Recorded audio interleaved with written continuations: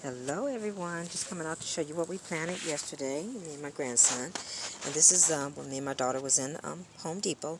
This is the ornamental pepper that I picked here. And so I planted this here. This was the spot where I used to have that, the Meyer lemon tree, the one that I had in the ground that seemed like the first year I had it, it was in a pot. It kept coming back. When I planted it in the ground, it didn't come back anymore.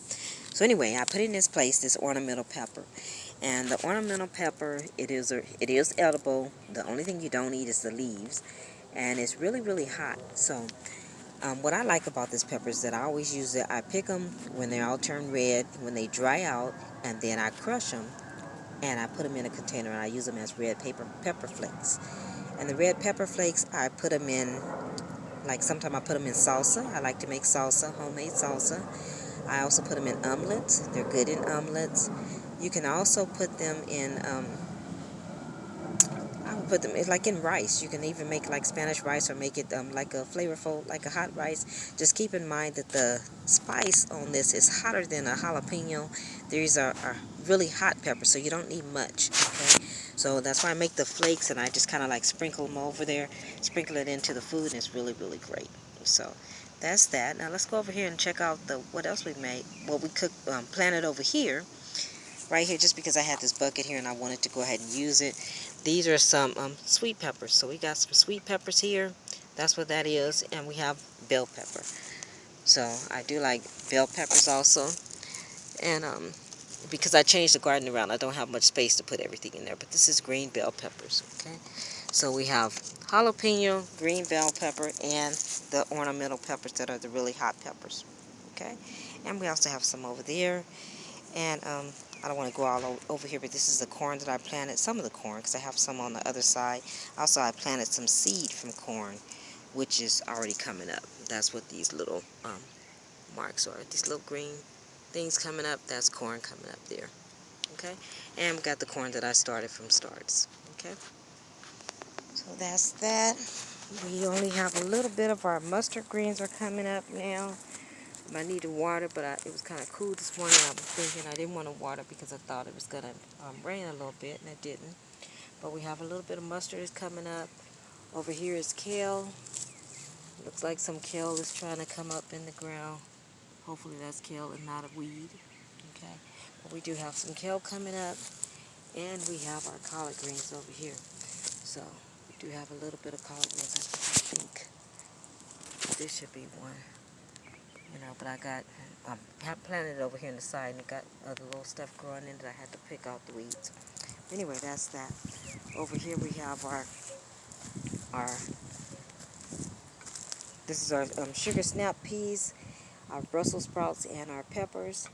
They're not up yet, but I did plant those, and they're gonna do great. Look like something is coming up right in there. That's a Brussels sprout. I'm not sure if you can see that. Let me see if I can get over here. This little green thing right here, right there, is a Brussels sprout coming up. So it's the first time planting Brussels sprouts. I hope those grow out well. Over there we got our yellow watermelon against the fence over there, and I have some sugar baby watermelon. And let's go on the other side. And right over here, here's the rest of our corn that we planted.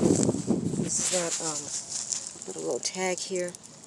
It's peaches and cream sweet corn. It's what it is. So that's what that is that I grew. And then it's just the sweet yellow corn that I put in the seeds. It's on the other side. And we got that still coming up. It's going to do well. I moved some of the grapes that I had. I thought I killed this one, but it's getting another leaf on it. So all the grapes I moved is coming back just great. The one that I had all the grapes over here before, but it didn't leave much room for them. So that's why we moved them all over the sides. I left one over here because this is the lavender that grows, and those bumblebees really like that, so I didn't want to get up in there. But there is a grapevine right in there that's already a big one that's been producing grapes already. Which all of these have been producing grapes, just I moved them. Cut them down and moved them. But let's see, there's one there. There's one here. These are grapes. It's doing well. You see that? It's grapevine. And we got two more down there. But look at the apples, you guys. This is the Honeycrisp apple tree. Remember I said I had babies. Here they are. They're getting bigger. Here's one right here.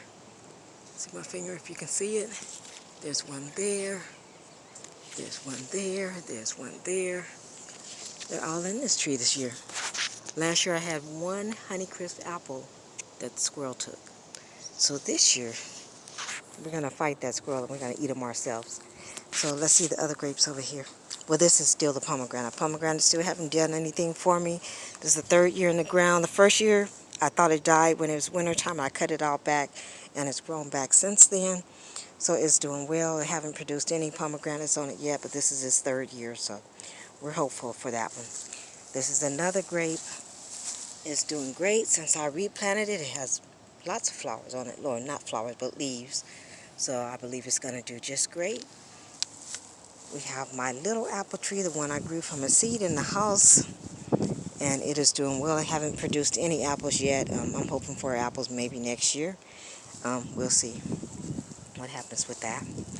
And then this is the other grape that I moved also, and it's still doing well too. So, and I did use the tomato cages here for the grapes because they're still small, but just something to give it room to grow up on. Over here we have a fig. This is our fig. I thought part of it was dead, but it did come back. We got leaves on it here. It is how part of it look like it's kind of dead. This is a Bear's Black fig tree. I put some more strawberries. These are from the runners that was in my strawberry bed that's on the other side of the yard. I took some of the runners off and I put them in this pot, and they're picking up. So it's doing pretty good. These are wildflowers. I took the strawberries out of here from last year. We got wildflowers in the back there. This is where I picked the basil that I like to cook with. And we do have our tomatoes. It's doing well. These are our red beefsteak tomatoes. They already got flowers are coming up on them. There's a bumblebee there if you can see it. I get a lot of bumblebees. I do get a couple of hummingbirds out here too. But these are the red beefsteak tomatoes. And then I also planted, I just stuck down in the ground in between the tomatoes and the wildflowers there. I did put some beets. Not beets, but radishes. And we're going to see how those do because I haven't never planted radishes. So that's great. So guys, I just wanted to give you guys an update. I'll talk to you later. And we're just going to look at the flowers on the tomatoes here. I think that's great. And I'll see you guys next time. Bye.